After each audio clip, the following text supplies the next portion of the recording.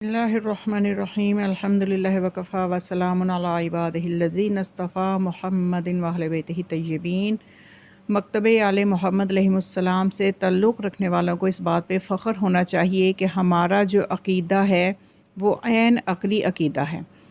اور وہ بالکل وہی عقیدہ ہے جو خدا اپنے بندوں کو جس عقیدے پہ دیکھنا چاہتا ہے۔ اور اب چونکہ محرم کے ایام نزدیک ہیں، اس لیے بہت ہی مختلف قسم کے سوالات ہیں جو اٹھائے جاتے ہیں، تو بہتر ہے کہ ہمیں ان کے دلائل کے ساتھ جوابات آنے چاہیے تاکہ ہمارے عقیدے میں کوئی بھی کسی قسم کا تزلزل پیدا نہ ہو۔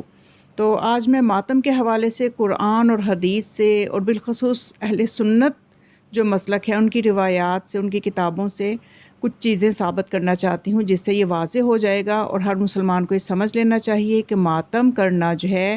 یہ عین سنت رسول، سنت اہلبیت علیہ السلام ہے، اور سنت صحابہ بھی ہے، اور قرآن سے بھی ماتم کا جواز ثابت ہے۔ تو سب سے پہلے میں اہل سنت کی بہت ہی معتبر سمجھی جانے والی کتاب، جو ان کے نزدیک بہت معتبر سمجھی جاتی ہے، کتاب موطا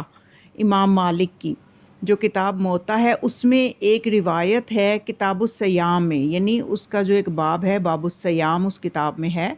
روزے کے متعلق، اس کے کفارے کے متعلق وہ باب ہے۔ اس میں جو روایت ہے وہ اس طرح سے، پہلے اس کو غور سے سنیں تو پھر یہ روایت ہی ہمیں بتائے گی کہ کس طرح سے ماتم کا جواز ثابت ہے۔ تو سعد بن مسیب نے یہ کہا کہ ایک دیہاتی حضور اکرم صلی اللہ علیہ وآلہ وسلم کی خدمت میں آیا اور وہ سینہ پیٹ رہا تھا، سینہ پیٹتا ہوا اور بال اکھاڑتا ہوا، یعنی انتہائی غم کی حالت میں،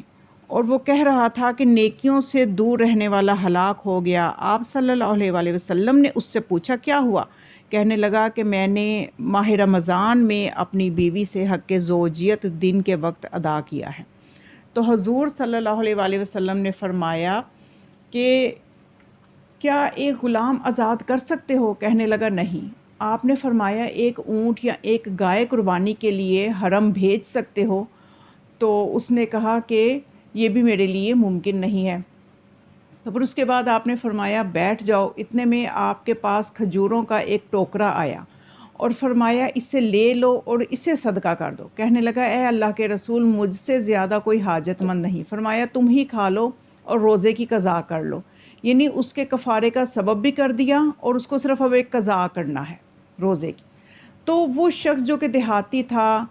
اور اس نے حضور کی صحبت پائی، آپ کی صحبت میں بیٹھا، آپ کی زیارت کی، اور اس کے لہٰذا وہ صحابی بن گیا۔ یعنی جو صحابی کی تعریف جو مسلمان کرتے ہیں وہ یہی ہے نا کہ جو صحبت میں کچھ لمحہ بھی گزار لے، تو چونکہ وہ صحبت میں رہا تو صحابی بن گیا۔ اب ظاہر ہے کہ وہ ایک صحابی ہے، دیہاتی صحابی ہے، اور رسول خدا کے سامنے اس نے اپنے سینے کو پیٹا، تو آپ نے اسے اس چیز سے منع نہیں فرمایا کہ سینہ پیٹنا حرام ہے۔ اور اس بات کو یعنی سب تسلیم کرتے ہیں کہ ایک تو حدیث وہ ہے نا جو آپ نے زبان مبارک سے بیان فرمائی، وہ سب کے لیے حجت ہے، اور ایک آپ نے جو عمل کر کے دکھایا وہ سب کے لیے حجت ہے، اور تیسری چیز جو آپ کی طرف سے حجت ہے، سب مسلمان کا اس پہ اکتفا ہے، اس پہ اتحاد ہے کہ اگر کوئی کسی نے آپ کے سامنے کوئی فعل انجام دیا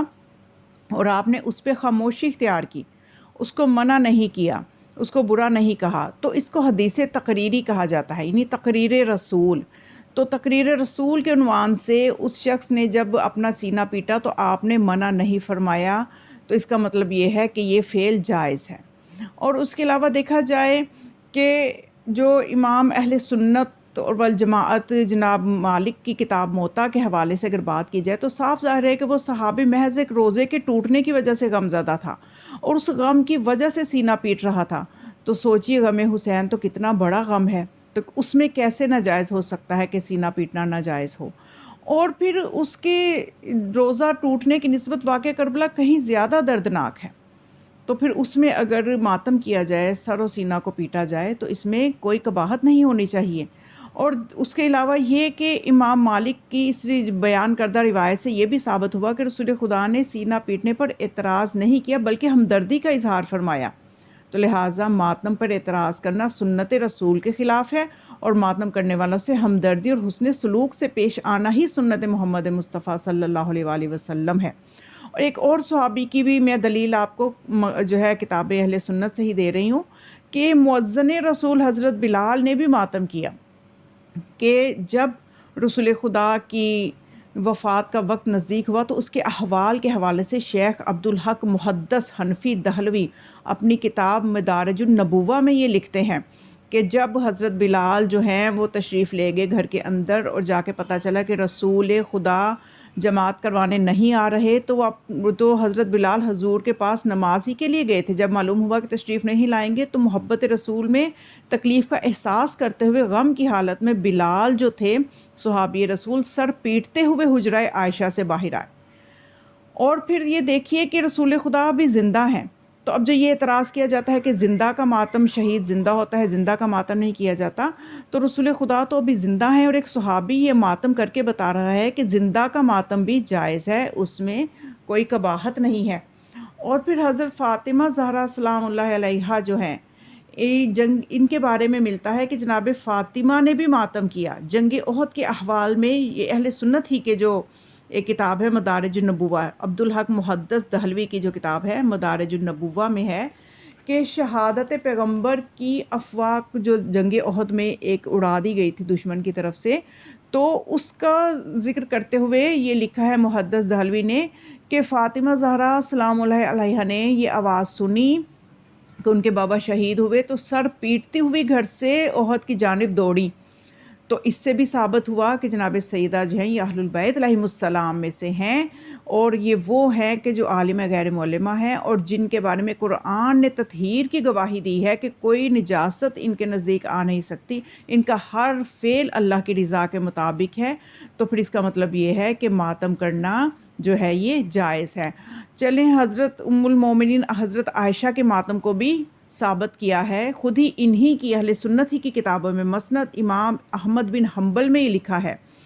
کہ جب حضرت عائشہ نے جب رسول خدا کی جب وفات ہوئی تو یہ روایت اس میں لکھی ہے کہ حضرت عائشہ نے بیان کیا کہ جب رسول خدا کی وفات ہوئی ان کا سر میری گود میں تھا اور پھر میں نے حضرت کے سر مبارک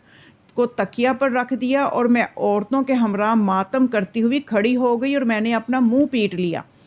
تو اب چلیں کسی کی نہیں سنتے تو ام المومنین حضرت عائشہ کی سن لیں کہ جو کہ روایت خود ان کی اپنی کتاب کی احمد بن حنبل میں یہ روایت موجود ہے کہ وہ کہتی ہیں کہ میں ماتم کرتی ہوئی کھڑی ہو گئی۔ اور پھر یہ بھی پتہ چل گیا، یہاں سے بھی یہ ثابت ہو گیا کہ ابھی رسول زندہ ہیں اور ماتم کیا جا رہا ہے، تو اس کا مطلب یہ کہ حضرت عائشہ نے زندہ و جاوید رسول کا ماتم کیا ہے۔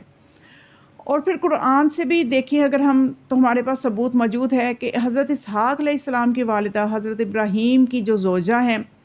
جناب سارہ کو جب یہ خبر ملی کہ ان کے گھر جو ہے ولادت ہوگی تو فسکت وجہا، قرآن کے الفاظ ہیں، انہوں نے اپنا منہ پیٹا۔ تو پھر اس سے بھی یہ ثابت ہوا کہ جناب سارہ کا اس کے پیٹنے کا ذکر فرما کر خدا نے یہ نہیں فرمایا کہ یہ ناجائز کیا بلکہ یا یہ حرام کیا، بلکہ حضرت ابراہیم کے گھر میں زوجہ خلیل کا ماتم ثابت کر کے ملت ابراہیم کے لیے نمونہ عمل بنا دیا۔ اور جو ملت ابراہیم پر نہیں ہوگا وہ بے وقوف ہے جو ملت ابراہیم پہ عمل نہ کرے، اس لیے کہ قرآن کی آیت ہے من یرغب عن ملت ابراہیم الا من صفح نفسہ، کہ جس نے دین ابراہیم کو پسند نہ کیا تو وہ سب سے بڑا بے وقوف ہے۔ اور پھر چلیے آگے جناب اویس کرنی کا ماتم، جناب اویس کرنی جن کا پورا نام جو ہے وہ اویس بن عامر تھا، انہیں جب غزوہ احد میں دندان رسول کے شکستہ ہونے کا علم ہوا تو انہوں نے اپنے دانتوں کو توڑ لیا۔ اور پھر حضرت علی علیہ السلام کی حمایت میں جنگ صفین میں جناب اویس نے شہادت پائی۔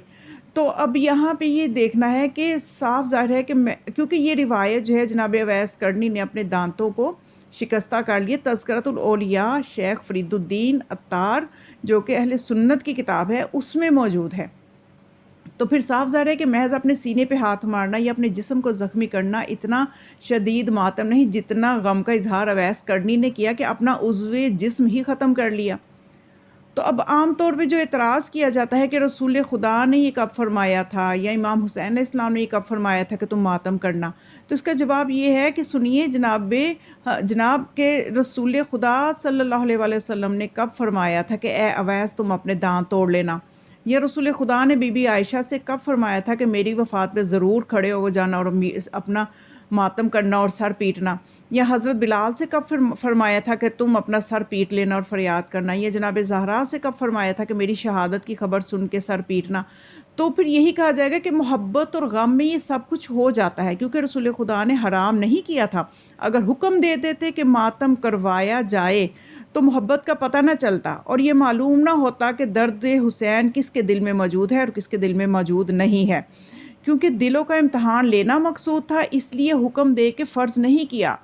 بلکہ محب اور غیر محب ظاہر ہو جائے اس لیے ازل تک ایک امتحان رکھ دیا۔ یہی دستور الہی ہے اور یہی عین آئین عشق و محبت ہے کہ انسان خود امتحان میں سے بتائے، امتحان دے کے بتائے کہ وہ خود درد محسوس کرتا ہے یا نہیں کرتا۔ تو اصل چیز یہی ہے کہ ہم نے اس راستے کو اختیار کرنا ہے جو ہمیں